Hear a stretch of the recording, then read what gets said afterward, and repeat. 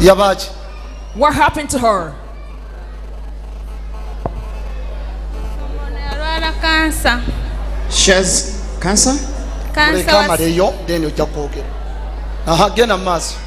Musumba ono sister wange yali yafumbirwa ejjinja nze nga mbeera Matugga ne bampita ne baŋŋamba sister we ali bubi anaatera n'okufiira mu nju ne ŋŋendayo bwe natuukayo ne nsanga ng'embeera mbi ne tugenda mu ddwaliro ne bamukebera ne bagamba kansa ya skin.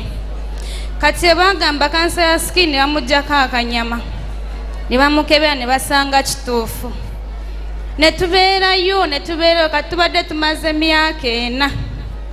Kati ne ŋŋenda ewaka nga obufumbo bugaanye ne ŋŋamba kanzireyo ewaka mbuuze omwami yaŋŋamba oba osalawo kufumbirwa sisita wo mufumbirwe ebyobufumbo bwa bikulemye ku lwa sisita wo. Nange ne ŋŋamba sisita wange gwe nazaalibwa naye omusajja gwe nasangawo busanze tekindya ne ŋŋamba kangende ne sisita wange mujanjabe bw'aliba awonye nga nfuna omusajja. Kati ne ndaba ku TV ya neighbor wange nga kuliko omusumba ono ne ŋŋamba biba bituufu kangendeyo era size nakkiriza ne Katonda bwe ntuuse wano mu kyaki wali omukyala ndabye nga neekutte kutama naŋŋamba nnyabo tettama bw'oyingidde mu nekizibu kyo kiwedde ne ŋŋamba nedda tutambudde tukooye nabeera nga ndaba nga ntadde omukono kutama naŋŋamba gugjeeko era Katonda amuwa omukisa era ne nguggyako ne ŋŋamba Katonda gw'aba akola.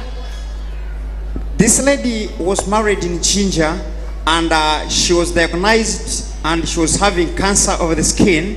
So the sister decided to go and visit her and she was taking care of this lady. So when she was taken to the hospital, they got a biopsy, that's a piece of meat, and it was taken to laboratory for diagnosis. So they came to understand that she has cancer of the skin. So they tried in many cases, but she was not getting healed. So the sister saw Pastor Iga on the television, that's ABS TV. She saw him making many people get healed, and a lot of miracles were performed here. So they decided to come here to the man of God to receive their deliverance, and that's why they've appeared here.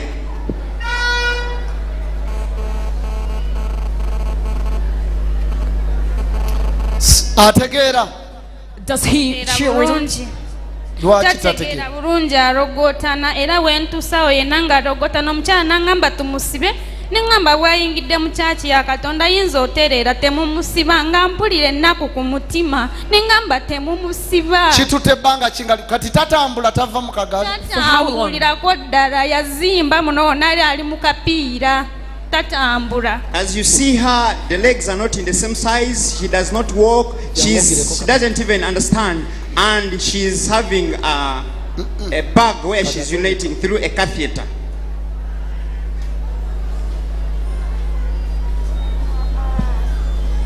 As you can see, the leg is very swollen. There are some blisters on the skin, which is a sign of cancer. The lady cannot even walk, she cannot sit well, and she's lamenting a lot of pain. She's in terrible pain, as you can see her. Microphone.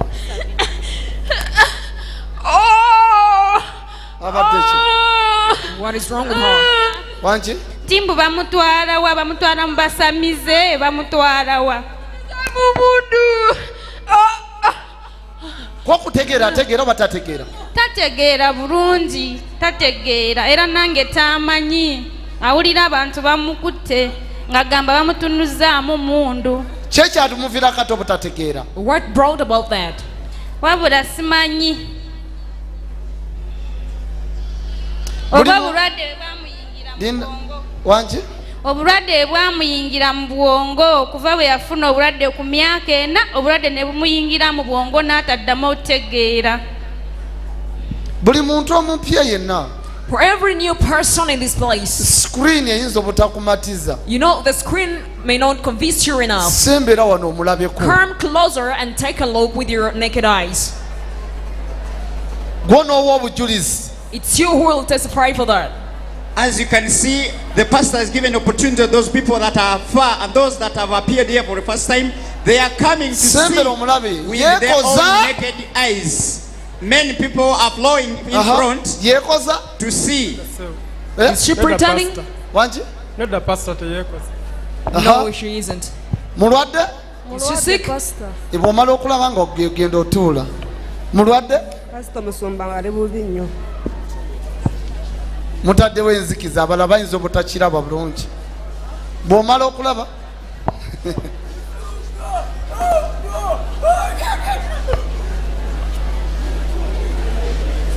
n'olubuto lwazimba Actually, osobola n'okukwatako the n'okakasa stomach also swells. ebyawano si byakugeta. You can touch it and feel it. Muve ku bantu ababalimbiralimbira eyo This isn't forgery. Live along such people. n'osanga oli nga talina ne kyamanyi nga woza tebiriiya. They can do nothing. Tuuka olabe. Just come, take a look. As we speak right now, people are taking their witness on this lady before the pastor places a ring on her. Really, many have come to see her, and as dear as we speak, the lady is in terrible pain. yiwafuli okukwatako oyinza ogamba oba twasiizeeko bisiige. Oli wa dembe, you can touch and feel it.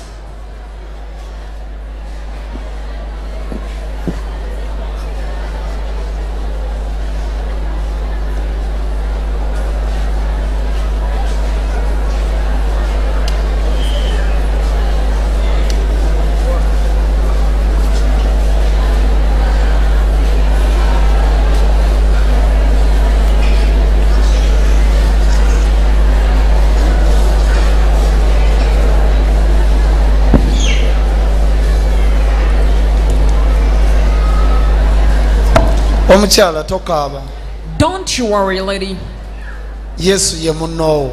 Jesus is your friend.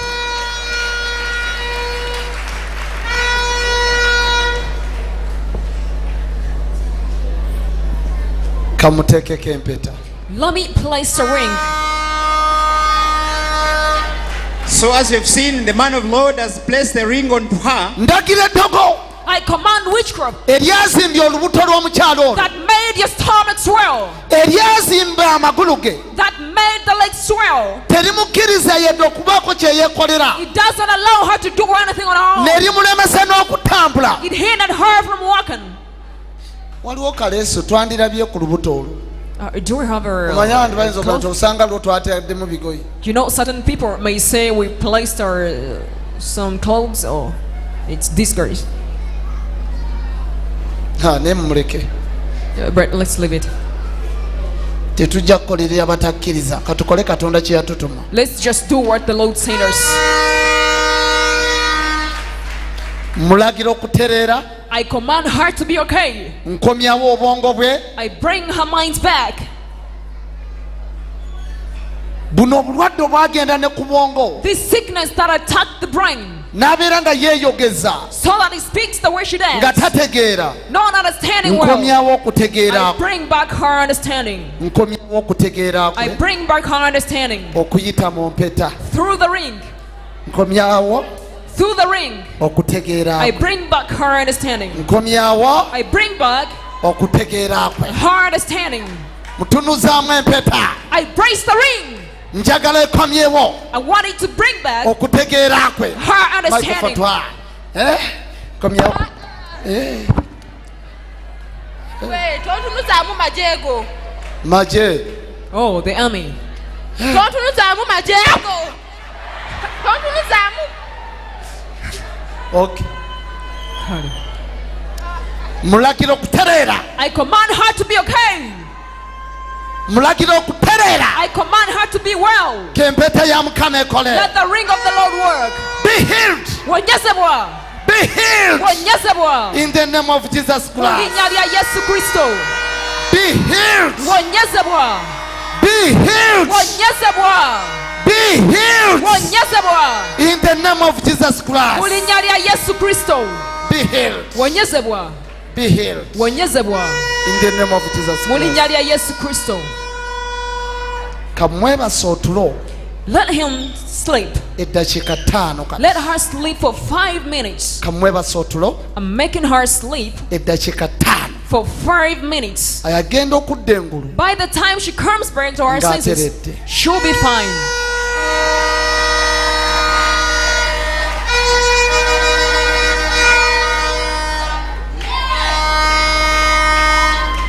nkulagira I command, weebaka otulo. sleep.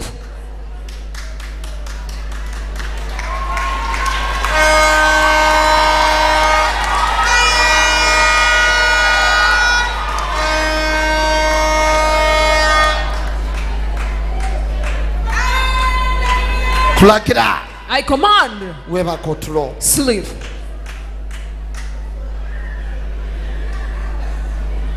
tozanyisa mpeeta ya Mukama. Don't you joke with the ring of the Lord. She's already drowsing. And atandise okusumagira she has begun to drowse. atandise okusumagira. She's drowsing. Oh, she's drowsing. wuuyo tumututte. There she is. Sleep is laba taking nno oli bwe her. yeewuunya. Check, she's wandering. ndaba eyamulese. Check the one who brought her here. She's wandering.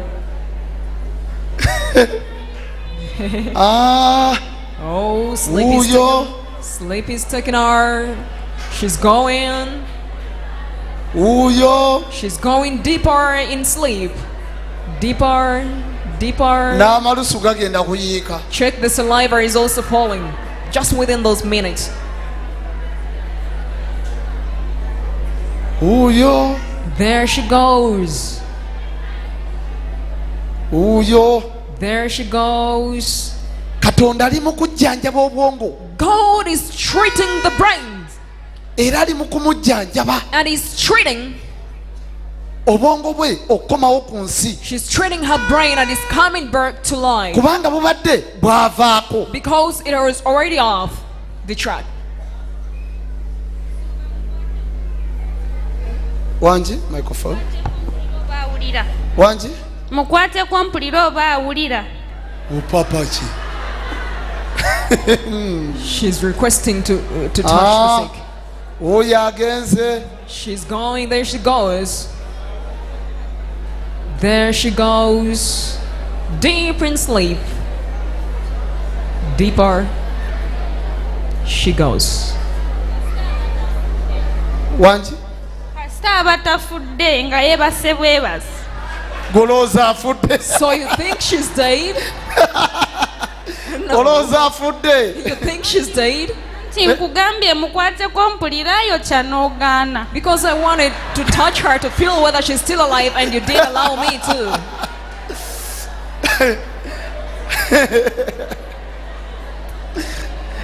n'amaaso gamumyusa agamba alowooza afudde. She's worried. She wangi thinks she's ntunuulira dead. demonnuuna Look at amaaso ga me. anti ye sisita wange gwenzirako tuli babiri ffeka. She's the only sister, and there are two. olaba abantu okukkiriza kw'abantu People have very little faith. kale yimirira wali All right, stand over there. yimirira wali Stand over there. kati gwe abamweyitira Call her. muyita ajje wooli. Call her to come to your place, to you. Samali. Samali. Samali. Samali. Samali. She's out Samali. of the sleep. atandise okutegera Samali. atandise okutegera He's coming back to her Just. senses.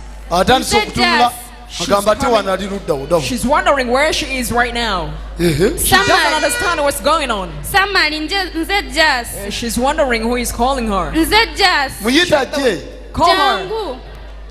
Just take a Jangu. look. Take a look at her. Nze Jas. Take a look at her. Take a look at her. Just look Jangu. at her getting out of the wheelchair. Nze She's Jas. getting out of the wheel. Glory Kubira to Yesu Jesus. engalo z'amaanyi. Kubira Yesu engalo z'amaanyi. Kubira Yesu engalo z'amaanyi.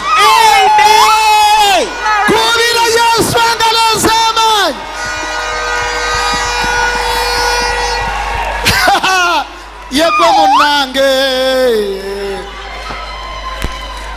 tuyigire.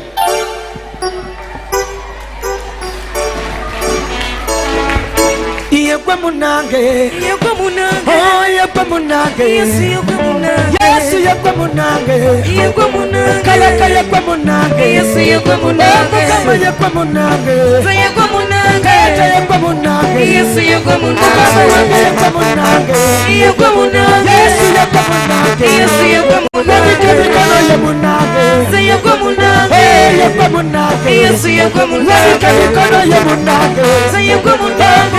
Yesu yegwe munange, yegwe munange, yegwe munange, yegwe munange, Yesu yegwe munange, yegwe munange, yegwe munange, yegwe munange, Yesu yegwe munange, yegwe munange, yegwe munange, yegwe munange, Yesu yegwe munange, mwavu yegwe munange, yegwe munange, yegwe munange, Yesu yegwe munange, yegwe munange, yegwe munange, kuyita munange, Yesu yegwe munange. Basaba batutego, yegwe munange, balake munange, yegwe munange, nyaba batutego, yegwe munange, balake munange, Yesu yegwe munange, yegwe munange, yegwe munange, yegwe munange, Yesu yegwe munange, yegwe munange, yegwe munange, yegwe munange, Yesu yegwe munange, yegwe munange, Yesu yegwe munange, yegwe munange, yegwe munange, yegwe munange, yegwe munange.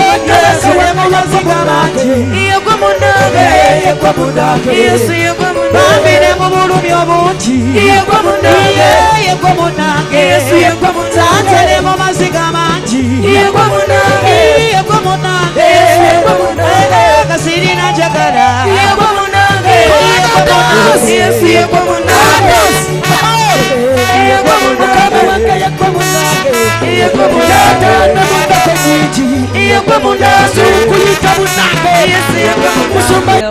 Nyabo olyotya? How are you? Olyotya? How are you doing? Eh? Jendi sebo. I'm very good. Oyo mmanyi? Do you know her? Ono ye Jazz. Ye She's Jazz. called Jazz. Muganda wo. Sisa wange. Mbala.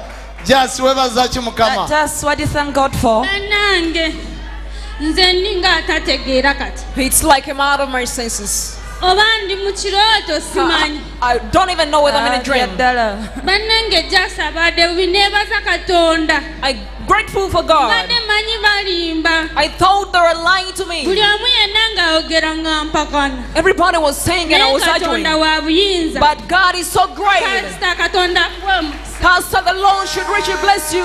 weeyongera otambula mu mawanga gonna. Go ahead and reach all the nations. Ekitiibwa n'ekyeno mbiddiza Yesu. Glory and honor back to Jesus.